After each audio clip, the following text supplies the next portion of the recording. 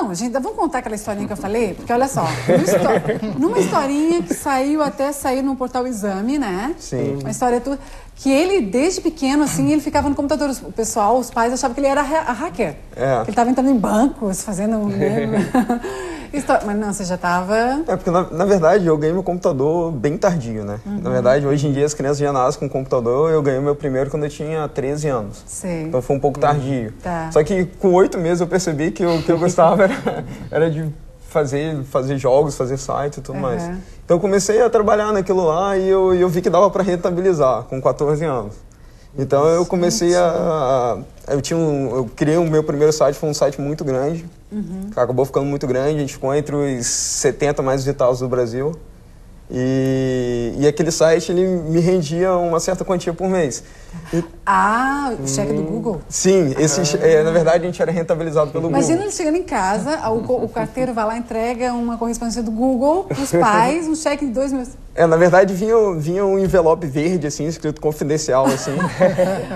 E vinha por um motoboy fantasma, que ninguém sabia de onde vinha, porque não era correio, não era entregador, eu não sabia de onde vinha aquilo. Os pais não estão acostumados com essas coisas. Sim, eu lembro até hoje, uma vez que estava eu, minha tia, minha mãe, assim, e passou que hackers invadiam computadores, e minha tia olhou para minha mãe olhou para mim. Eu falei assim, é hoje, eu vou perder o computador. Ô, Joel, mas assim, tu acha que, não falando dos pais, mas a sociedade, ela está absorvendo essas pessoas idealistas, como o Fábio falou? É assim, tá acontecendo sim, bastante disso, muitas de acreditar, oportunidades. Entendeu? De acreditar, muitas oportunidades na parte de marketing digital. Então está abrindo muitas fronteiras. Tá. Assim, mas a gente também tem que tomar assim pé da situação, porque acontece muita gente que vai lá no Sebrae, por exemplo. Vou dar um exemplo para vocês. Por exemplo, agora recentemente tem o pessoal do Groupon, né, dessas compras coletivas. Isso, peixe urbano, etc, das compras coletivas. Então teve sempre primeiro tem o primeiro que está a boa mordida na maçã, que deu um insight, faz a grande inovação. Certo. E aí eles colocam no mercado e aquilo acontece. Depois que aquilo acontece, daí vem um segundo que dá a segunda mordida na maçã. Metaforicamente nós estamos falando. Então esse também se dá bem, tá certo? Aí depois vem as outras pessoas todas e começam a trabalhar naquela mesma ideia. Só que aquela ideia já não tem mercado para todo mundo. Muito segmentada. Tem que inovar em outra ideia, né? Então o que acontece? Às vezes vem pessoas lá conversar conosco lá no Sebrae porque sabe fazer o que o Marcos sabe fazer. Você trabalhar bem no computador. Só que, por exemplo, nesse caso do Groupon, o que tem por trás disso aí é uma coisa muito profissional. É mercado de varejo. Sim. E daí as pessoas vão lá, e hoje tem mais de 300 sites desse tipo no Brasil. Então, quando as pessoas vão lá com essa ideia, não é incomum a gente perguntar o seguinte: quem é que está bancando? Quem é que está financiando? Quanto é que tu vais investir? Né? E daí, na sequência, a gente às vezes pede, então pede para o teu financiador vir aqui, normalmente é o pai ou a mãe. Entende? Porque a pessoa está achando que só fazendo o site, porque ele sabe fazer o site, vai ficar milionário. Ai, gente, vamos fazer o seguinte, a gente vai fazer uma pausa, porque vamos deixar o bloco todo redondinho, para todo mundo falar bastante. Dicas preciosas, já que eles vão ficar com a gente mais um bloco. Como é que na área da advocacia, na área, né, nessa questão da web, na área da tecnologia, né, na agricultura, como é que eles fizeram para alavancar todo esse conhecimento? É rapidinho, tá? Não sai daí.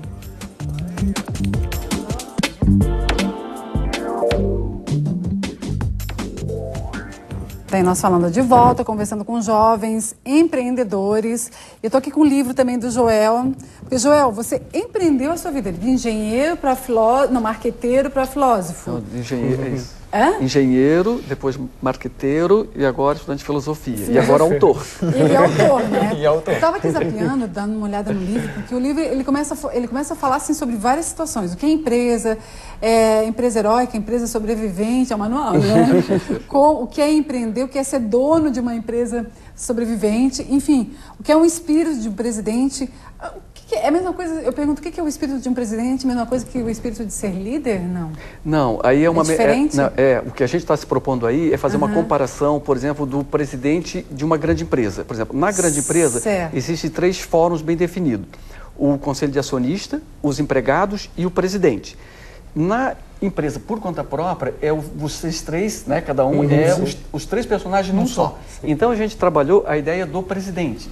Então, por exemplo, o que diferencia bastante um presidente de uma grande organização para um presidente de uma empresa por conta própria? Tá? A primeira coisa é o seguinte: um presidente de uma grande empresa, por exemplo, Sadia, Perdigão, etc., ele não precisa ter o desejo de prosperar e de se tornar rico. A gente está falando sobre isso. Isso. Por quê? Porque ele é obrigado a fazer isso. Porque os acionistas impõem uma força assim vertical para ele dar resultados e resultado para retornar o investimento.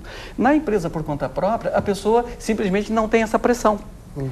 Pode relaxar um pouquinho, vocês acham? Mas aí acontece uma coisa, que por conta disso, ele também não tem a disciplina para ir para essa direção.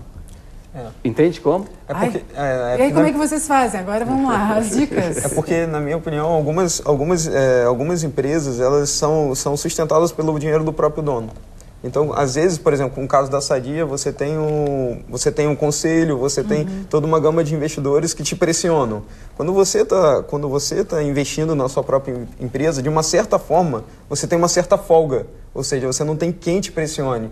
É um fator também que muda um pouco a perspectiva de como agir e da pressão que você está sofrendo. Quando você já tem investidor, quando você está em outro tipo de patamar, na verdade você não tem muita escolha de te dar folga, porque quem te dá folga são outras pessoas. Então os rumos acabam indo para rumos diferentes. Né? Nossa. Isso mesmo. Bem, você tem que ser né? Um policiamento. Autogerir. Autogerir. Ô Fábio, por exemplo, fala um pouquinho então da construtora incorporadora Vitorino, né? É isso? E também do escritório Pizzetti. Como é que funciona a gestão lá, você? Como eu te falei, eu tenho todo o know-how da parte jurídica. Então é o que eu trago do escritório para a minha construtora. E tem um sócio que é operacional e mão de obra. Então ele está mais no dia a dia no chão de fábrica, como a gente como costuma falar. E como eu trabalho bastante no serviço, que é na parte de advocacia, eu notei que eu sentava com colegas e via que de 5 sentados, 4 eram advogados.